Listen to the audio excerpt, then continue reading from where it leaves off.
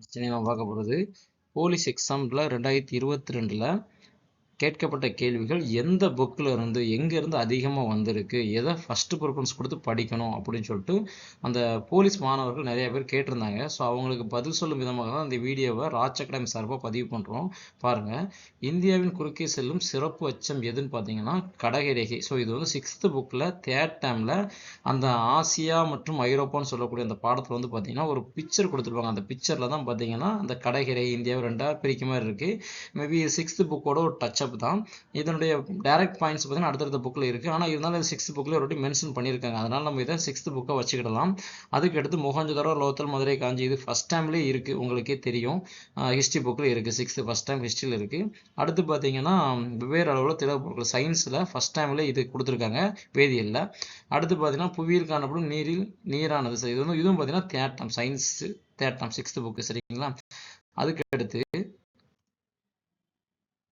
பண்டைய கால கல்வி முறை. ஸோ இந்த பொறுத்துகையில் பாயிண்ட் பண்டைய கால கல்விமுறை வேத கால கல்விமுறை பற்றி சொல்லுது, குருகுல கல்வியை பற்றி சொல்லுது. மிச்சதெல்லாம் அடுத்தடுத்த புக்கில் வருது. ஸோ இதுவும் 6th புக்கு படித்தா தான் அந்த கொஸ்டினுக்கு ஆன்சர் பண்ண முடியுங்க கண்டிஷனில் இருக்குது. ஸோ இதை நம்ம 6th எடுத்துக்கலாம்.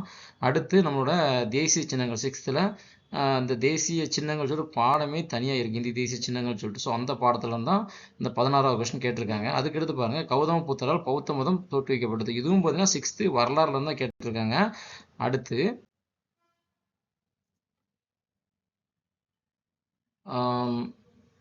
27வது கொஸ்டின் புவி தன் அச்சில். இதுவும் பார்த்தீங்கன்னா 6th சோசியலில் புவியியல் வந்து கேட்டிருக்காங்க. அதுக்கடுத்து சூரிய குடும்பம், இதுவும் அதே பாடம் தான். சரிங்களா? சேம் பாடத்துல வந்து 2 கொஸ்டின் கேட்டிருக்காங்க. ஸோ சூரிய குடும்பங்கிற பாடத்தை நல்லா படிச்சுக்கோங்க. அடுத்து புதைப்படி எரிபொருட்கள், இது வளங்கள்லேருந்து கேட்டிருக்காங்க. 6th புக்கு வளங்கள்லேருந்து கேட்டிருக்காங்க. அடுத்து பார்த்தீங்கன்னா சயின்ஸில் வேர்கள் அப்படிங்கிற, அதாவது தாவரவியல் டாப்பிக்லேருந்து அந்த தாவரவியல் பாடத்துலேருந்து கேட்டிருக்காங்க. அடுத்து பார்த்தீங்கன்னா யானை, இதுவும் பார்த்தீங்கன்னா தேசிய சின்னங்கள். ஸோ இந்தியாவின் தேசிய மரம், இதுவும் பார்த்தீங்கன்னா தேசிய சின்னங்கள், இந்திய தேசிய சின்னங்கள் பாடத்துலேருந்து கேட்டிருக்காங்க. ஸோ இந்திய தேசிய சின்னங்கள்லேருந்து கிட்டத்தட்ட 4 கொஸ்டின் கேட்டிருக்காங்க.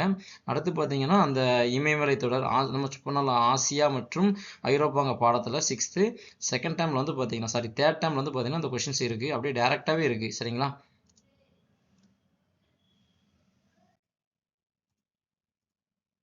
ஸோ அடுத்து பாருங்கள், மொத்தம் 45 கொஸ்டின் ஜிகேல பார்த்தீங்கன்னா 6th புக்கிலேருந்து மட்டுமே 14 கொஸ்டின் கேட்டிருக்காங்க.